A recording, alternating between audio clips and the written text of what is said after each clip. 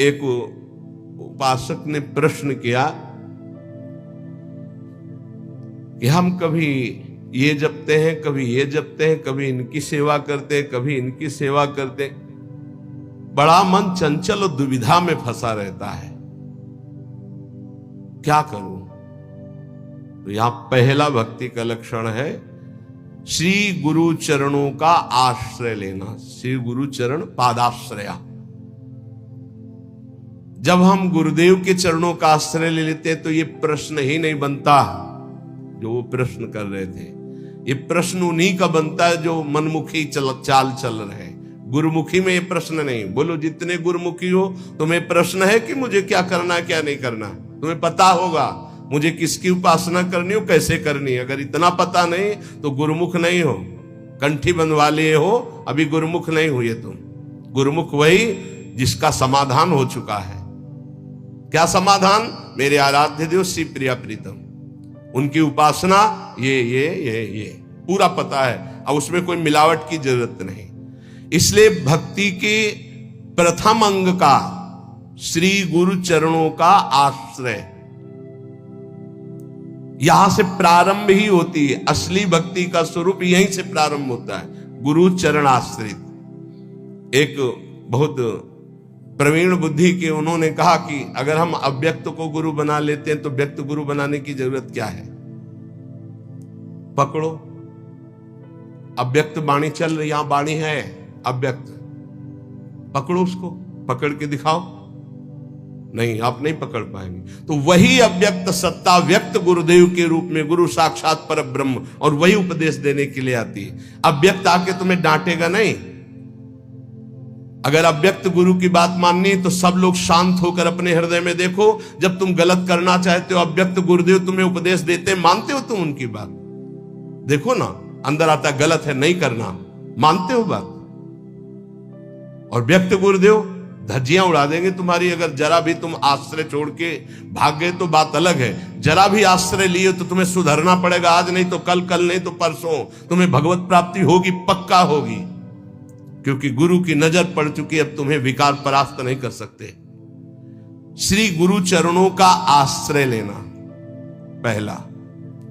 दूसरा, श्री गुरु चरणारविंद के आश्रित होकर उनसे मंत्र दीक्षा लेकर इष्ट से संबंध का परिचय जानना। गुरुदेव से मंत्र दीक्षा लेकर इष्ट से संबंध का परिचय जानना।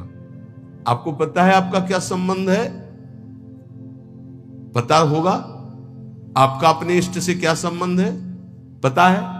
भाव संबंध को गुरुदेव जो प्रदान करते हैं वो तो पता ही होगा कि आपका आपके इष्ट से क्या संबंध है। नहीं है? हाँ, ये अंदर का विषय है। अपने इष्ट से क्या संबंध है ये आपको पता होना चाहिए। गुरु मंत्र दीक्षा और इष्ट संबंध भक्ति के 64 अंगों में दूसरा। पहला है सबसे पहला गुरु आश्रय। एक आए थे बहुत ज्ञानी जी, बहुत बड़े ज्ञानी जी। ओ, मुझे मोह क्यों है? भ्रम हो गया है। ये भ्रम क्यों है?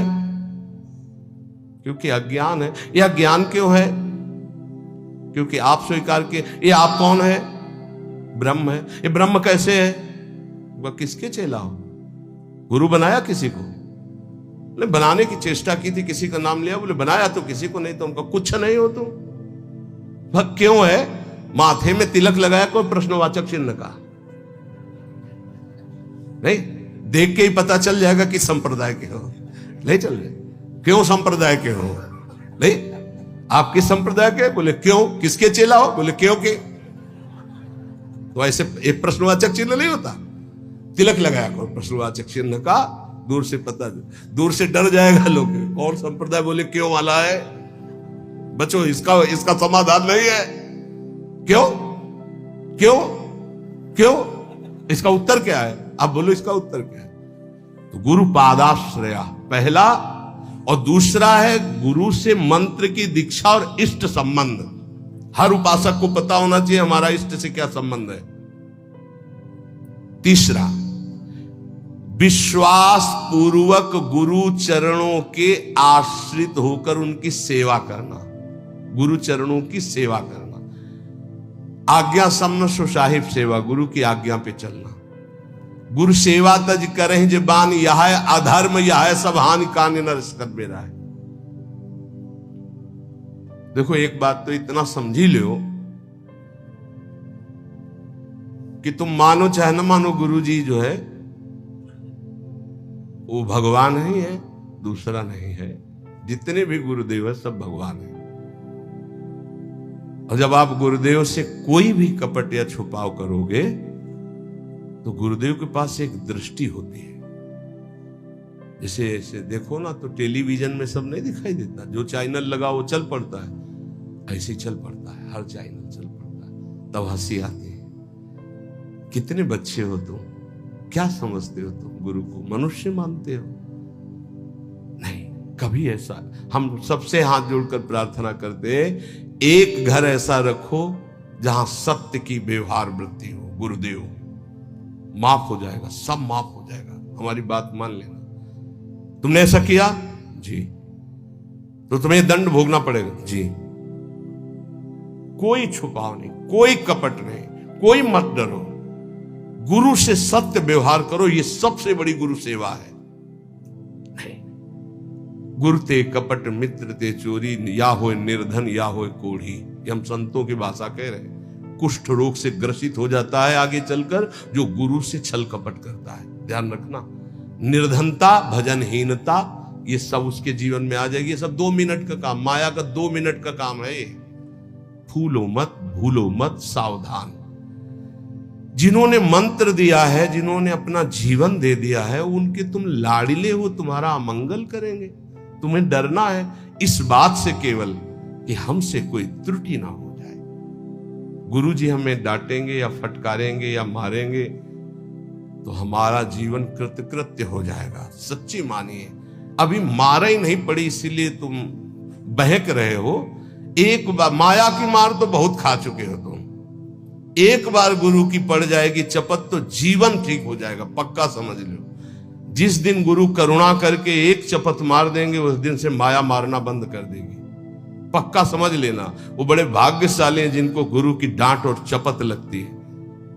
मनमानी आचरण करके ऐसा मत करना कि अब चपत खानी ही है कुछ ऐसा करे कि नाराज हो जाए तो फिर दिन भर नाराज ही बने रहेंगे। इतने हैं, अगर हमसे कोई गलती होती है और गुरु हम पर नाराज होते हैं, चपत मार देते हैं, तो माया की चपत से मुक्त हो जाओगे, पक्का। डरना नहीं, डरो इस बात से कि कहीं हमारे और गुरु के संबंध में कोई बीच में ना आ जाए। बस ये बात, कहीं दरार ना पड़ जाए। और जो डर होता है वो माया जनित, हम डरते नहीं।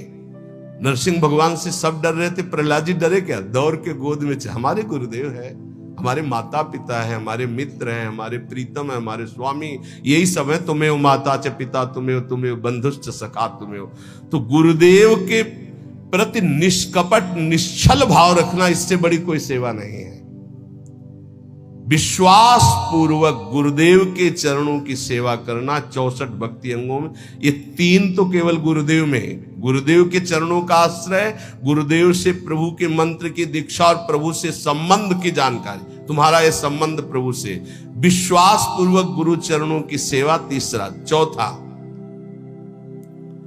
जिस मार्ग में बड़े बड़े महापुरुष चले आए हैं उसी मार्ग का अवलंबन लेना। कोई नया स्थापित मार्ग नहीं, आचार्य परंपरा से होना चाहिए। लाखों इस परंपरा में सिद्ध रसिक हो गए हैं, लाखों, 1-2 नहीं, लाखों, जो भगवत प्रेम में मत वाले। ये जो हमारी वैष्णव परंपरा है वो 4 संप्रदाय है। इसके अलावा ये निकुंज की जो उपासना है ये अलग है। जो 4 संप्रदाय हैं उसमें श्री जी की, लालजू की सम्यक उपासना है, पर श्री जी के चरणारविंद की ठसक से जो निकुंज की उपासना है, वृंदावनाधीश्वरी की, ये निकुंज से आई हुई सखियां हैं जो आचार्य रूप में आकर के इस रस को प्रदान करती है। बड़े बड़े महाभागवतों द्वारा परिग्रहित मार्ग का ही अवलंबन करना।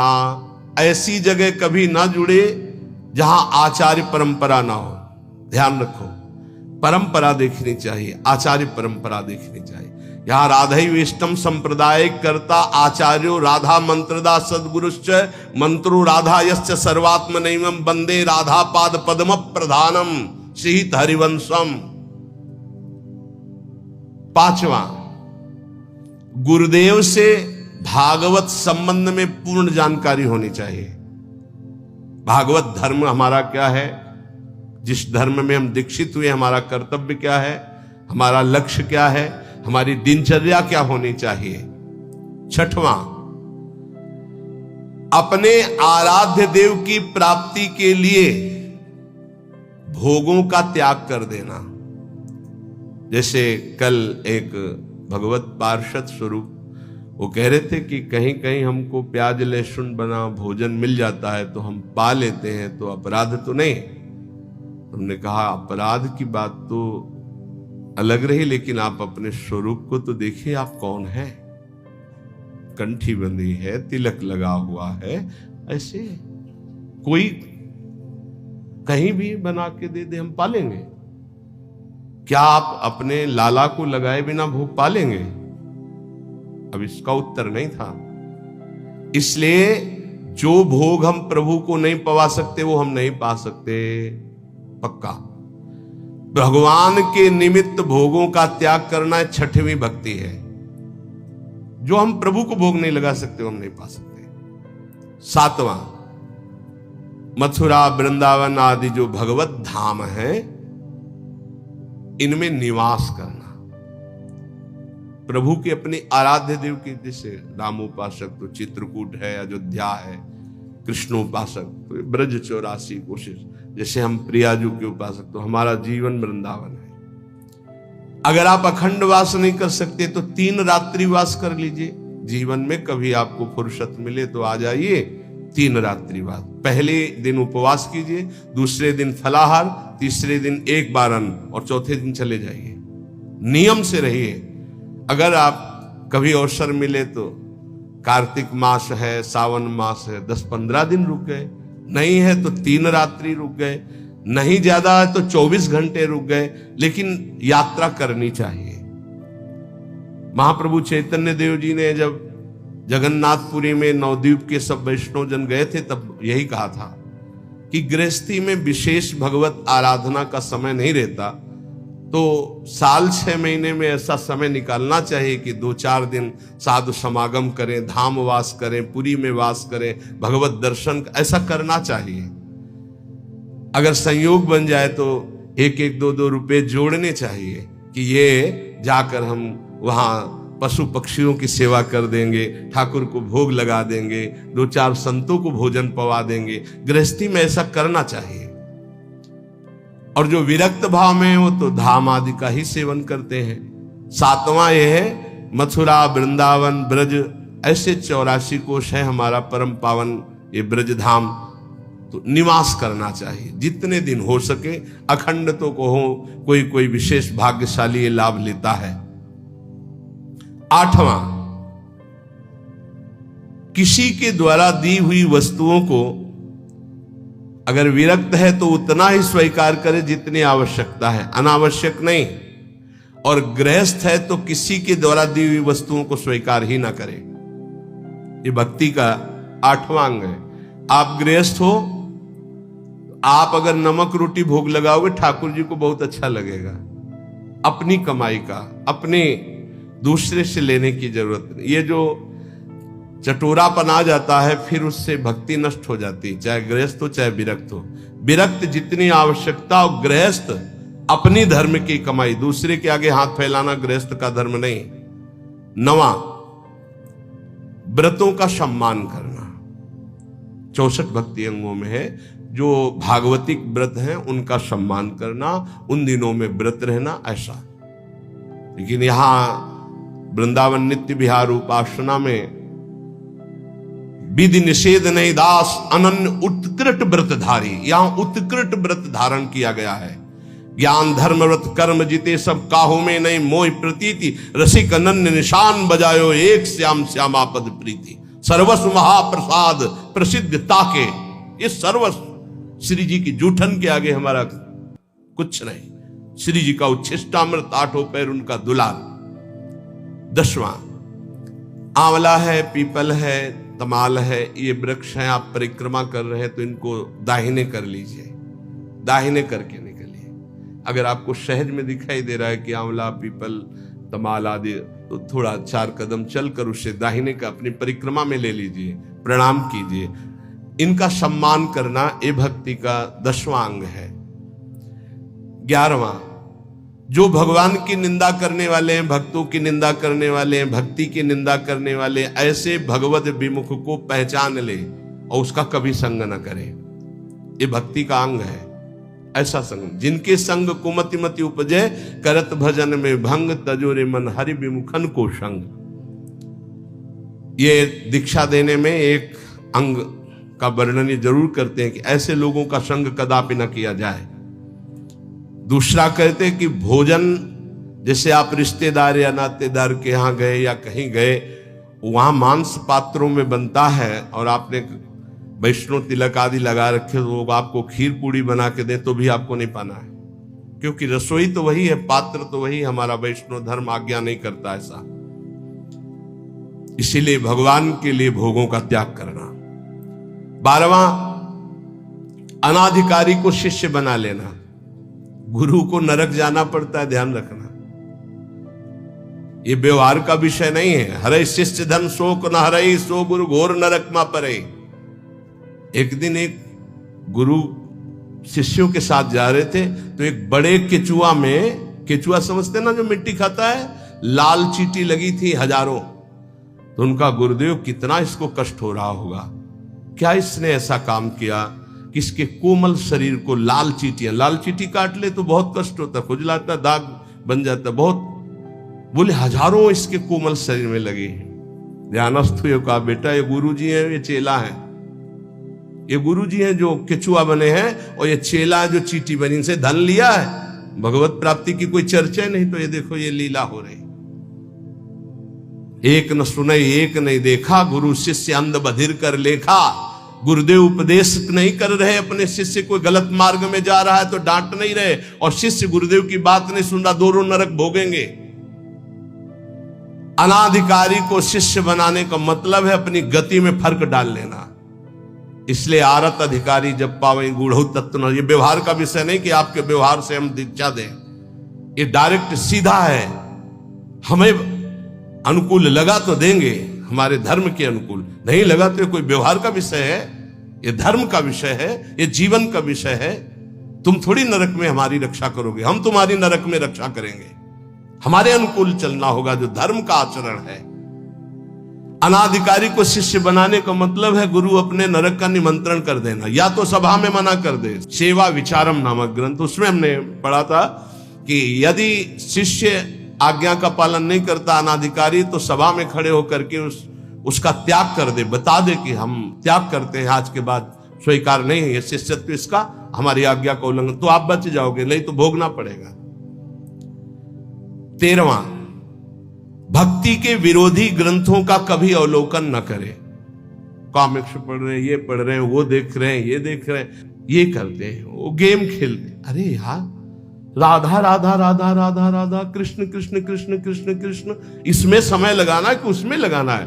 मंजीरा उठाओ, 1 घंटा कीर्तन करो, भागवत उठाओ, 10 अध्याय पाठ करो, गीता जी उठाओ, उसका ये भगवत मार्ग है भाई। भगवत विरोधी भावों को नहीं, भगवत विरोधी ग्रंथों को नहीं। 14वां, जिससे हमारी भक्ति में बाधा पड़े ऐसे कभी कार्य ना करें। बड़े बड़े व्यवहारिक कार्य, बड़े बड़े सामाजिक कार्य, बड़ी बड़ी सभाएं जिससे हमारा भजन छूटे, ठीक। पूज्य पंडित गया प्रसाद जी महाराज गिरिराज वाले, तब माना जाएगा कि आपका भजन हुआ जब बड़े से बड़े शुभ कार्य के अनुष्ठान का मन न चले। सच्ची मानिए, महा उत्सव है यदि आप भगवत स्मरण कर रहे हो, इससे बड़ा कोई उत्सव नहीं। हर समय धीमी धीमी मधुर मधुर भगवान की नाम ध्वनि अंदर उठ रही, आप सुन रहे हैं उसे, उसी का चिंतन कर रहे हैं, इससे बड़ी कोई उत्सव की वृत्ति नहीं। भावोत्सवेन भजताम रसकाम धेनुम तम राधिका चरण रेणु महम स्मरामि। चाहे वो ज्ञान मार्ग हो चाहे भगवत भक्ति का मार्ग हो, जब तक संसार का चिंतन है तब तक न ज्ञानी है न वो भक्त है। और भगवत चिंतन इससे बढ़कर के कोई स्थिति नहीं है। भगवत प्राप्ति के लिए किसी भी चंदे की या किसी भी सहयोग की जरूरत नहीं है। वो हृदय से भगवत स्मरण करे, इसी से भगवत प्राप्ति होती। आप गीता जी और भागवत जी सब उठा करके देख लीजिए। अनन्यश्चिन्तयन्तो माम अनन्य चेता सततम, जगह जगह अनन्य चिंतन। ये दूसरे के द्वारा नहीं होता, ये अपने द्वारा होता है। ये पैसे से नहीं होता है, ये बार बार अभ्यास से मन लगाने से होता है। 15वां, यदि आपके घर कोई अतिथि साधु महात्मा आ गया है, भारी व्यवस्था नहीं है आपके पास, माना तो आज अपना भोजन दे दीजिए, उसमें कंजूसी मत कीजिए। आप अपने किसी उचित व्यवहार के लिए अर्थ ले जा रहे हैं, कोई बीमार तड़प रहा है, आप कष्ट सह लीजिए, वो पैसे से दवा उसको दे दीजिए। ये पूज्य गुरुदेव भगवान के श्रीमुख के वचन। प्राप्त सेवा का कभी भी त्याग नहीं करना चाहिए। वो भगवान की कृपा से आध्यात्मिक उन्नति के लिए होती। प्राप्त सेवा, आप जा रहे हो, कोई बहुत कष्ट से पीड़ित पड़ा है, आपको आवश्यकता है उसकी सेवा, आप बैठ जाओ, उसकी सेवा करो। नहीं कुछ है तो तन से सेवा करो, कपड़े से हवा करने लगो, पानी पिला दो, फिर उस समय जरूरत है तो 4 से याचना करके उसको आप औषधि दिला दो। उचित व्यवहार में, सेवा में किसी भी तरह का कुविचार या कृपणता ना होने पावे। अरे ऐसे तो सब पड़े ही रहते, नहीं नहीं, प्राप्त से भगवान ने तुम्हें सेवा दी, उस समय करो। कोई आपके घर आ गया तो वक्र दृष्टि से मत देखो, ए तो साधु महात्मा है, ऐसे नहीं। भगवान आए, तुम्हारे पापों का नाश हो जाएगा मंगल के लिए। अगर वो रोटी मांग रहे, भोजन मांग रहे, आप दौड़ कर जाइए, दरवाजे पर उनको भिक्षा दे दिए। सच्चा महात्मा कभी घर में नहीं घुसेगा, ये ध्यान रखना। ऐसे नहीं घुसेगा कि आपके गेट को लांग कर अंदर भिक्षा में जाए, ऐसा कभी नहीं, सिद्धांत नहीं। जो सच्चे मार्ग का पथिक को दरवाजे पे ही राधे श्याम बोलेगा, वो अंदर आ ही नहीं सकता। तुम्हें निश्चिंत रहना है। और जो अंदर आने की बात चेष्टा करे तो आपकी श्रद्धा, आपका परिचय है तो ठीक है, नहीं तो अनुमति नहीं है, पक्का। इसमें कभी धोखा नहीं खाओगे। जो सच्चे मार्ग का पथिक, उसको गुरुजन शिक्षा देते हैं, भिक्षा गेट के बाहर ही ली जाती है। भिक्षा कभी ऐसा नहीं कि आंगन में जाके मांगी जाती हो, कभी नहीं हो। जो आंगन में जाने की चेष्टा करे वो आपका परिचय हो तो ठीक है, आपका विश्वास तो ठीक है, अन्यथा हमारे शास्त्र आज्ञा ऐसा नहीं है। कभी कोई भिक्षा के लिए आ जाए तो अपना भोजन दे दे, लेकिन उसका तिरस्कार ना करे। अगर आप में इतनी भी श्रद्धा नहीं तो 2 बातें तो कर ही सकते हैं। राधे श्याम, वो कह रहा है हमें अमुक चीज चाहिए, असमर्थ हूं, आप जल पी लीजिए, मृदु वचन बुला दीजिए, ऐसे शब्दों बोलिए कि उनको बचने का दरिद्रता। आपको नहीं देने की सामर्थ्य, आप मना कर दीजिए। लेकिन कटु वचन और रुद्र दृष्टि अगर अतिथि के प्रति की गई तो सारा आपका पुण्य नष्ट हो जाएगा, सारा पुण्य नष्ट हो जाएगा। ये धर्मशास्त्र के अंतर्गत की बात है। उचित व्यवहार, उचित सेवा का अवसर आया, उसमें कंजूसी मत कीजिए। देने में संकोच नहीं होना चाहिए। अब हमारा फिर क्या होगा? वो विश्वंभर देख रहा है, बहुत सुंदर व्यवस्था करेगा। आज तक जिसने साधु सेवा की, भगवान की प्राप्ति हुई, भगवान की कृपा प्राप्ति हुई। कभी ऐसा नहीं हो सकता कि संत सेवा वाला, कभी नहीं हो सकता। श्री जी उसके वैभव, उसके सेवा में उपस्थित, भगवान उपस्थित है। त्रिलोचन जी के यहाँ संत सेवा में स्वयं भगवान श्री हरि अंतर्यामी नौकर बन करके चले गए।